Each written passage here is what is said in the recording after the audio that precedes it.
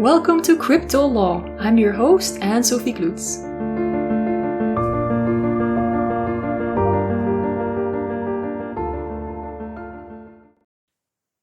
Welcome again for a new episode. We have with us today Joachim Schwerin. Dr. Schwerin is a principal economist at the European Commission working for DG Growth and has been talking quite a lot and thinking quite a lot about digital assets in general, DeFi specifically, and many other related topics. So we're very, very grateful, Dr. Schwerin, that you made time to be with us today and talk about all these issues. So thank you very much and welcome. It's my pleasure to be here. So thank you very much for the invitation, and I'm really looking forward to our discussions. So yes, we dive right into the middle. Well, okay, then the first question perhaps just to open the floor and set the scene. What do you think are the key opportunities and perhaps the key risks that you see for decentralized finance or DeFi?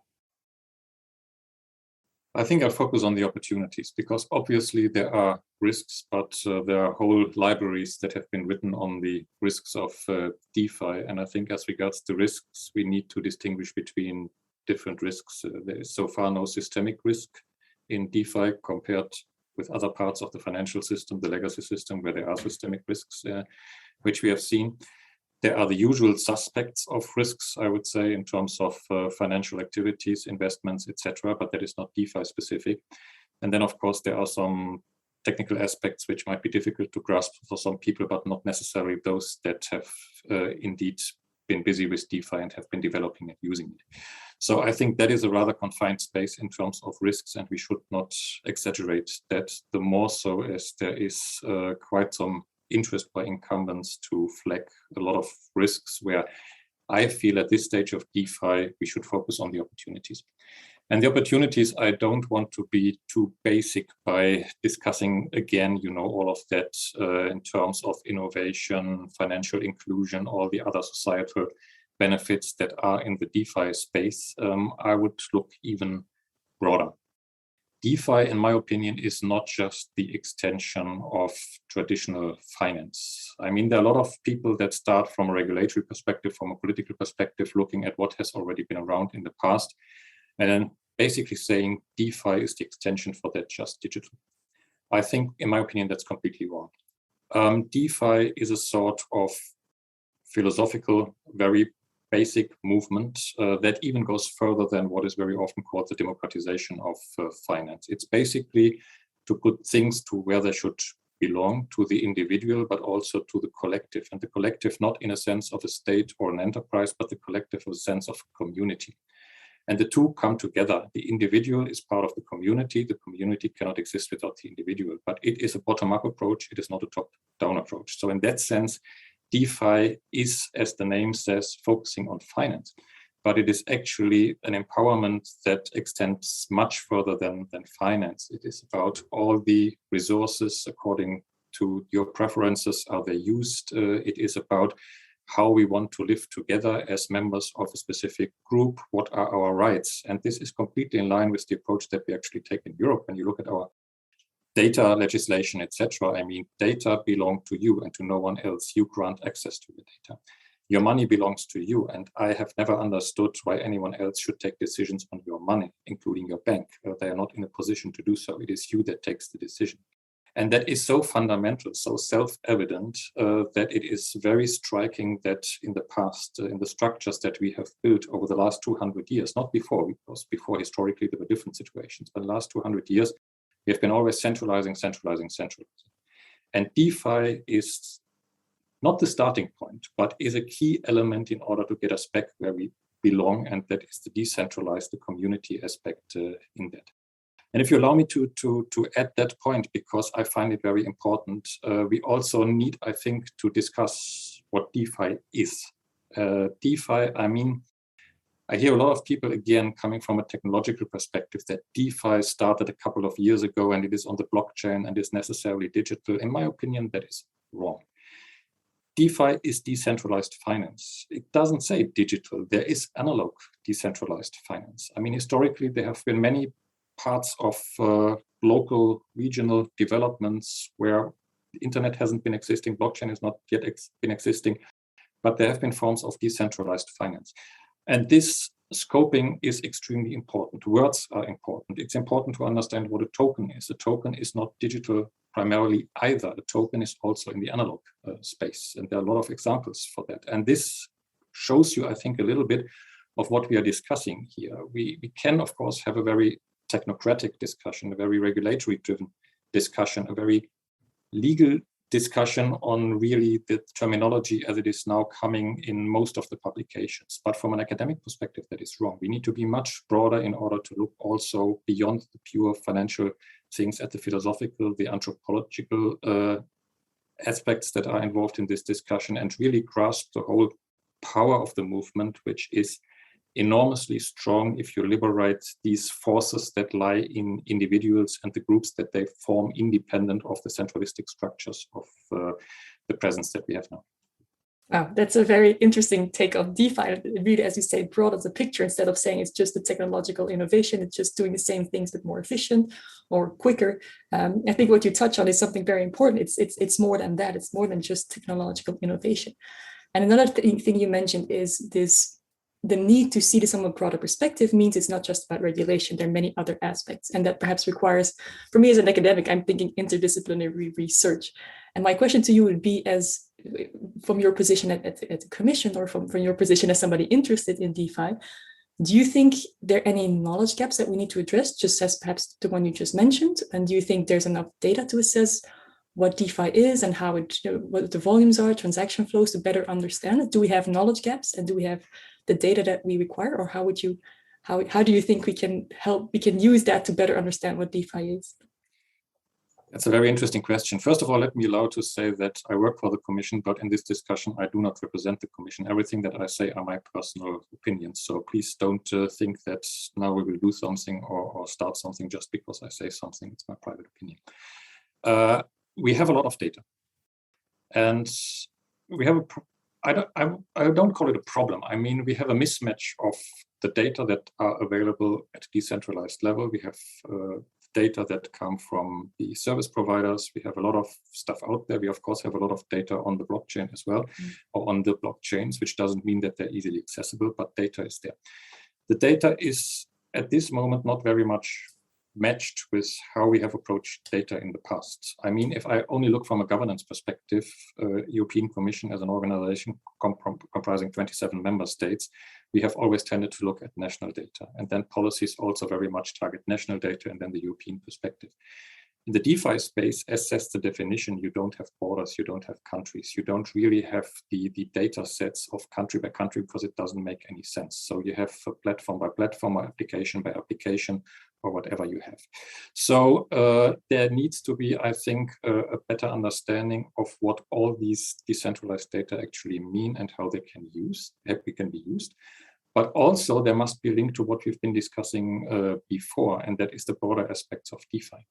I mean, it's interesting in a sense to see all these developments of, for example, volumes, prices, fluctuations, etc. And I can understand the technological fascination behind that. And from, of course, an investment and finance perspective, that makes sense. But we need to interpret these data also in terms of what is the use, what is the benefits for that community. And there I very much observe a complete, I would say, separation between how people active in the DeFi space very often interpret the data and all the others that are, for example, the politicians or regulators define the data. And one very good example is actually the short-term price fluctuations, or it's about questions of whether certain stable coins are really backed up to a considerable extent by any reserves or assets behind them, etc. And that has been a big concern, as you know, for regulators.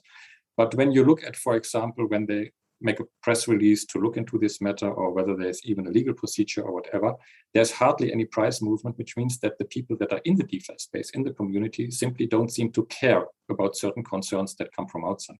So on the one hand side, you have data that is very rich, but not yet fully analyzed. On the other hand side, you have different sorts of people interpreting the same data in a completely different way. And my take on this is that actually, when you are looking at this space, it should be more relevant of what the people active in the space think about the data than people outside the space think about the data. Because at the end of the day, you enter that space with your money, with your intentions, with your activities. And if you have a major problem with the setup of the DeFi space, then in God's name, don't enter it. But if you want to enter it just as a side activity, because you're doing 1,000 other things, you don't understand the philosophy, and then you cry when something goes wrong and go to the regulator or to some legal help, etc., then I think you tend to take a wrong approach. And therefore, data is one very important aspect, but the framing, the interpretation of data is much more important than the pure availability of data. And there I see a huge knowledge gap actually in this area, because that is so far hardly discussed, if at all. So again, you broaden the discussion and say it's not just about the myopic views that we sometimes take, perhaps when it comes to DeFi. So price fluctuations or very specific factual questions, but it's about linking the data to the broader questions and the bigger picture again. I mean, I'm an economist, so basically I know what you can do with data. And one of the first things that I learned at the university when people came up with these very elaborate models, statistical models, econometric models, doing a lot with a lot of data, etc., getting results that are completely counterintuitive, that don't match your gut feeling. The most decisive thing as an expert, even if you're advanced, is your gut feeling. If the data interpretation doesn't make any sense, it's probably wrong. So you need to approach economics, but I feel also law and the other aspects that we are discussing as a sort of coherent interdisciplinary field where basically you need to understand all the mechanisms. But if you analyze data dry in a sense that you do not put them into their context or into the belief systems of those that produce the data, you get completely on the wrong track, and then you end up with some solutions that we have today. Okay. Perhaps picking up on something that you mentioned earlier about the insiders may see it very differently and they may not care about price fluctuations. Just think about one of the arguments I sometimes hear in DeFi is, well, DeFi can bring so much more transparency because, as you mentioned, well, so much data is on chain. Of course, it doesn't necessarily mean that anybody can access those data. But the argument is one of transparency, one of saying, well, DeFi has less or fewer information asymmetry problems. Doesn't have the same insider or outsider gap when it comes to information. Can you elaborate a little bit on what you said? Okay, the data may be there. We do need to find ways to understand it, to interpret it, and to allow perhaps anybody interacting with DeFi to understand it before they come into the space or once they're into the space. Do you have you seen any practical solutions to how those data can be digested? Any tools that people can use to use those data on chain? I think there are a lot of tools on the market, and I'm not an expert really on what they precisely do. I've just researched a little bit on actually what people do with data, and there seem to be a lot of ideas floating around. At the end of the day, I don't think that this is the critical point that answers the very important question that you actually raise, and that is, let's say, the insiders versus the outsiders.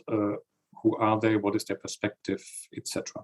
And I think there it's fundamental to distinguish between two things. I mean, obviously, when you go from fiat to crypto, or where you enter that space, however you would like to call it, you become a sort of insider by the activity that you do.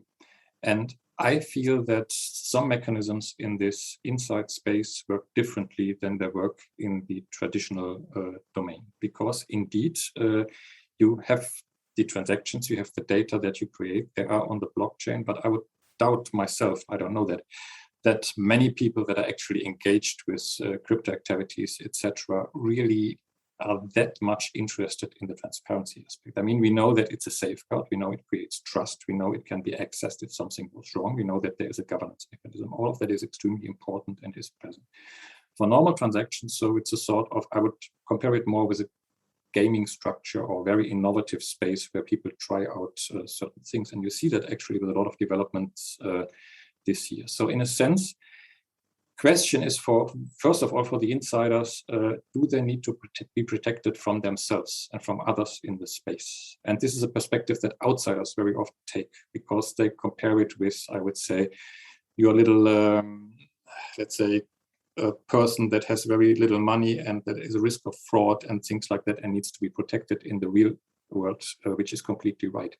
But if you enter that space, I think the perspective changes. And the insiders, of course, they have the perspective that there is transparency, but normally they are not in a position where they need to use that transparency. And also, I feel they have quite some misperceptions actually of what that transparency is. I mean, they like to have certain lack of transparency compared to certain outsiders. A lot of people going into cryptocurrencies thinking they are anonymous, which they are not, at least most of them. And others are going into the space and it's saying, okay, we love this full transparency, but again, it's a data problem, it's an access problem, it's an energy problem, it's a storage problem, especially if you scale. So there are lots of unsolved problems, and nevertheless it works. And I feel therefore, to me, it doesn't make very much sense to take the same transparency rules that you have in the traditional financial system and put them also into the crypto space. Unless of course you produce something that has a negative effect again on the outsiders, on the outside world. And that can be, of course, terrorist financing and stuff like that, money laundering. I see the figures regularly because I'm sitting in the relevant committees, and I think that this problem is hugely exaggerated. So I don't see the big risk. I don't see the systemic risk either, because at the moment we do not have the size of the market to be very much of systemic risk. So I think those risks to outsiders are very limited. Of course, you need to discuss certain issues like how is advertising being made? Is there fraud? Are there false promises and stuff like that? And I agree that you need more information, you need certain rules on that, but to have the same extremely rigid and burdensome rules that we have in the outside world on the crypto space would kill innovation, but would be much more dangerous than that, because it would also harm the spirit that we've just discussed on this decentralized movement, which has very positive aspects. And this needs to be weighed.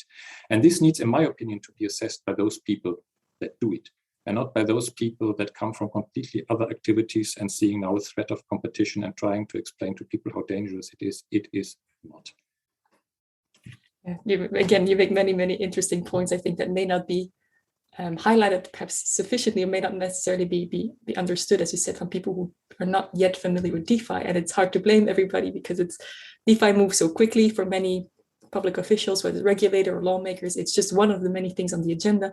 So thank you very much for giving us a new insight. And there's one point you mentioned that made me think about Sheila Warren said earlier in this series. And she said, well, we should stop thinking about DeFi, people who are using DeFi as consumers, and perhaps see them more as users. And that terminology is important, because it shifts that risk, it shifts that focus away from we just need to protect people, but the insiders protect them from themselves, versus we need to enable them to explore within certain boundaries, as you said, as it doesn't.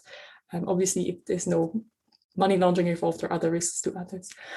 Perhaps one more question, because I know we're taking much of your time, is where do you think this decentralization in DeFi can lead to? What other areas of decentralization are there? Do you see any role for DAOs? Do you see an increased use of smart contracts? Is that something that you're looking at? Is that something that you see evolve positively with many potential opportunities? So where does decentralization lead us to, potentially, in your view? Well, first of all, I mean, I'm not that time constraint, so I find that an interesting discussion, and we can certainly elaborate on a few more things. I would also like to briefly address on what you've mentioned before and what Sheila Warren has said. Yes, people are not consumers, people are users. Yes, of course, they also are, but they're also producers, they are everything. I mean, you need to be broader than that, because when you enter that space and when you take the attitude that I'm sitting on my chair and I'm perhaps not that passive, but I use the stuff, etc., you fail to see the dimension that you are co-developing the space at the moment that you're using and developing that. And this is a very different perspective. This is the individual as your own small factory or productive entity or idea generating mechanism. You as an individual entering this collective space and engaging as this collective take a much more active role as a group to develop these things. And I address this point because it gives answers to a legal discussion, of course, that happens very often, who is responsible. And I don't think that the individual as such is responsible, it's the group that is responsible. So that, of course, is a discussion of whom can you actually identify in order to put the blame when something goes wrong and the liability and stuff like that. Is it one person? Is it the programmer? No, it is the collective. And you need to find new rules on how to govern and make that collective responsible, but only, of course, for things as discussed before that spill over to the outsiders and not necessarily on the insiders. That also, of course, links to the question that you just raised. Where is this going? Is this towards DAOs? Is it towards other parts? I mean, when we started looking at blockchain solutions or the crypto space a lot of years ago. As a public organization in which I'm working, the technology is one thing, the business models are another thing. All of that is fascinating, but this is not really the core issue.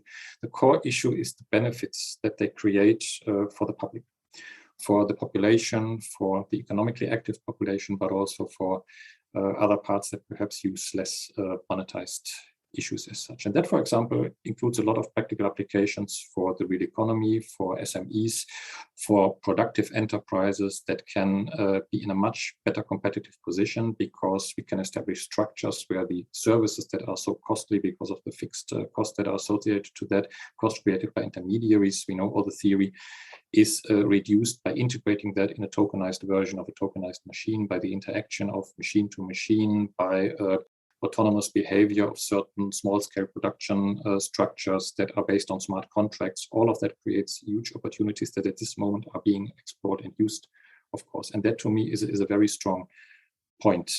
Similar to DAOs, I mean, if you look at the history of that, it has not been too convincing yet, in my opinion, but a number of new ones have been founded this year.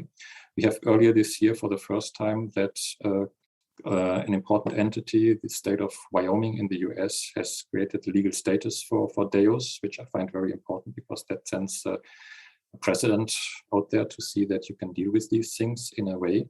And this is also an intermediate step. It's not an end step. It's like stable coins. We can come to that if the topic is interesting. But that the DAOs, in a sense, are still humanly created, and then you start the smart contract where then there starts this autonomous behavior. You can, of course, think that further. I mean, you can have that either as a human-centric discussion, or you can have the no human involvement at all. And this, of course, again, brings us back to the very fundamental points. Do we want that? Is that, from the normative perspective, is that good or bad? We are not there yet at this stage. And I think it's always very important to distinguish between the facts and the normative aspects. But the only thing that I think this lengthy answer is to provide is that the creative space of where we go to are endless. You have applications in each and every production system, in each ecosystem in the real economy. You have that on the crypto space purely if you create sort of smart contract-driven DAO or whatever. And you can fine-tune that to the needs of the collective again. I mean, none of this is really falling from heaven, but this is something that is created according really to the preferences of those involved at a very local level. And therefore, I think the question of what drives people to form such collectives that are outside the central control, which is so much taking over in most parts of the world at this moment, is a completely underdeveloped question. And that gives you an indication of where people want to go to. I mean, there's a lot of people that go into the DeFi space, decentralized space, just because they say, leave us alone, to those that are outside there. We want to play, we want to do our own stuff. We don't need your rules and stuff like that. And all of that is fine. But if you want to scale it, of course, and this is what the DeFi people have to understand, you need to have certain rules.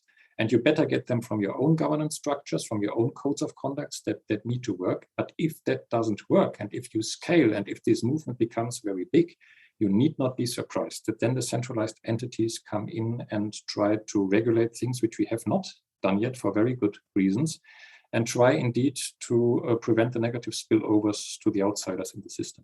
But this, and that's also a point I know is very important to you, again brings us to the final question of regulation and the regulators. I very often get the question of, why don't you regulate all that stuff? And I know a lot of people that have very good arguments, including myself, of not to do that because it's so innovative and as yet very much opportunities driven and not risk driven as such. But what people need to understand is that the regulators are much more important than the regulation. Regulation is something that you write on paper and that will then remain unchanged and that has a certain spirit. And if the person interpreting the regulation have knowledge about what they are discussing, work together with the DeFi space, because the DeFi space is open towards them, you prevent at least 90% of the problems to emerge, because a regulation is a patient piece of paper at the end of the day and you can interpret in different ways. So it's much more important to educate the regulators and to have them work together in spaces, and it can be sandboxes or anything else, joint development of all sorts together with the space, to develop the philosophy and understand actually what the benefits are. And then we don't need to discuss much of this regulatory centralistic interventionist discussion again, because we don't need it. Mm. So again, trying to bridge perhaps two different worlds, the DeFi people who think, well, perhaps may not be thinking about regulation that much when they're actually developing products, and perhaps for good reasons, as you say, want to explore internally as long as it doesn't affect people outside. And then regulators looking at it and then trying to bring those two together to understand each other's perspectives, to understand it's not just, as you say, it's not something that's only risk driven, but also offers opportunities that we are still exploring. It's obviously not something that we don't have all the answers yet, but it may be worth allowing it to evolve and see what it can lead to, even if we're not happy with what we see at this very moment. And that's a point, just perhaps to wrap this line of thinking up. It poses a challenge to the three parties that are involved, in my opinion. I mean, it poses the challenge to the policymakers, the regulators, to really understand not the business model as such, but what is behind it, what are the opportunities. It's a challenge to academics, especially to the legal community, also of course to economics and others, to work together, but also to develop a framework, including a language, definitions, and then the legal principles for collective action compared with individual action, because we are discussing here groups, autonomous groups. And it is a challenge to the DeFi community, indeed, to understand that you're not only playing around, but if you consume energy, if you are creating certain risks that you might not have under control, if you have a part of your community that has bad intentions, to put it a bit simply, then you have an obligation to act on that together with the society, the broader society in which you are living. And this needs to be understood. And so if all the three come together to a certain space, I think there's a lot of opportunity in that. But the point that the regulators and politicians need to understand, even if that doesn't happen, and if you try to really cut down on DeFi, prohibit it, prevent it, etc., you will fail because you do not have it under control. And this is very well understood actually in Europe. And I don't know to what extent it is understood elsewhere, but I think also from discussions in the US, they understand it very well. And this is something, it's just a fact. It's like, I mean, I'm not comparing it to climate change because that is very negative. This is a very positive development, DeFi, but it is also something, it has started rolling and you will not get it back into the box. So live with it, deal with that, but do it in a positive way. I think that's also an important message indeed, an important question, even if somebody would want to stop it, how do you do that with such a globalized? And I think for the right reasons, because at the end of the day, including myself as an individual, I mean, I want to decide myself on what I do, and I do not accept anyone's right, for example, to tell me what I do with my money. And if I take, with my background, a decision to go into certain things that other people consider as risky, my bank, for example, tries to prevent that because then they have their standard rules and say that you are too stupid to understand the risks. Then I tell my bank, you are too stupid to understand that it's my money, goodbye. So I think that is where we need to come much more, and the development goes in that direction. There's a lot of positive things happening this year, and that will continue. If I can, one more final small question, but you mentioned SMEs and financing. Yes. And I know you've been working on that a lot. Yes. So do you think when we talk about the bigger picture of DeFi or decentralization as such, everything we've been seeing the past few months and years, is it in any way linked to these problems we know that SMEs face in terms of financing? Is this a novel way of financing? Is that one of the drivers behind it? Is that something it may lead to, even if it's not a driver yet? I mean, I don't want to be too positive on what we've been doing from the side of the European Commission, because it sounds a little bit like they're tapping on our shoulder. But I think with the MiCA regulation, with the whole approach that we take on blockchain, with all this support, we are quite opportunity driven, with the exception of certain discussions on stable coins. I take that out for a moment, but that is a temporary issue. But on the general terms, we are very positive. And we are that not because we suddenly like cryptocurrencies or blockchain, but because we had a fundamental problem more than 10 years ago with the financial crisis, with the financing of our real economy. And in Europe, compared to other parts of the world, 75%, if not more, of the financing of our small and medium-sized enterprises came through the banking system. And suddenly the banking system was in complete turmoil with a lot of systemic risks. And then we looked for alternatives. And the first alternative that came up was crowdfunding, CrowdX development with all the services they provided, alternative finance, which of course you also looked into a lot at Cambridge with a lot of colleagues, which was and is very positive. And what crowdfunding did is not that it provided the volumes for finance needed for SMEs, but it completely changed the mindset, not only of the entrepreneurs, but also of the regulators, because that was the complete opposite of regulation for mature markets. That was suddenly very innovative, very grassroots, very bottom up, in a local environment with competition for the market, not within the market, disruptive innovation, all these things that suddenly came about. And for a lot of reasons, as is always or very often the case, the first mover didn't really earn the big rewards because that was a very cumbersome way, but it paved the way for the whole fintech development, for the whole development now on blockchain, the token economy that we're discussing now, only 10 years later.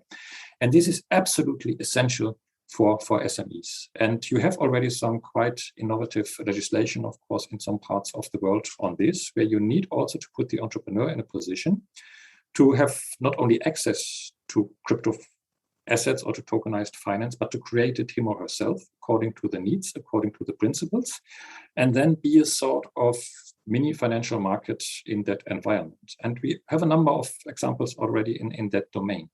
And this is suddenly possible because you do not have all the fixed costs coming from the intermediaries, but you also now have a better framework as regards the legal situation. It's not perfect, but it has been improving, at least to allow you to do certain things and learn.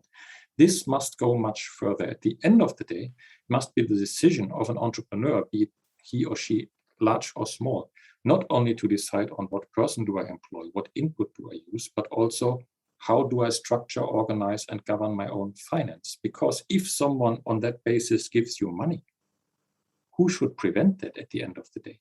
I mean, there are very good examples of people that take this approach and where indeed they get finance from the local community because they are trusted, they're living there, they have the social center there, they know that they are completely discredited if something goes wrong. This works at the local level. I'm not saying it works globally, but what you can do is you can create a structure where you have the local success story and you can combine them in a decentralized network with a bit broader perspective. And then you create, again, a DeFi space, but that doesn't come because of blockchain. That comes with a much greater need that has been before in all time of human history, because that is how people work. Again, you put DeFi in a much broader perspective. I think that shows us not just the perhaps myopic the questions that are now involved in the questions that we see being raised all the time now, but to say, well, wait a minute, are we looking at the right questions? Are we seeing this from the right perspective? And the evolution you just sketched is, I think, a very important one to keep in mind to understand DeFi. And perhaps we as well as academics can do a better job in sketching out not just what DeFi is and those regulatory risks as we discussed, but everything else that's going on and where it comes from and where it can lead to.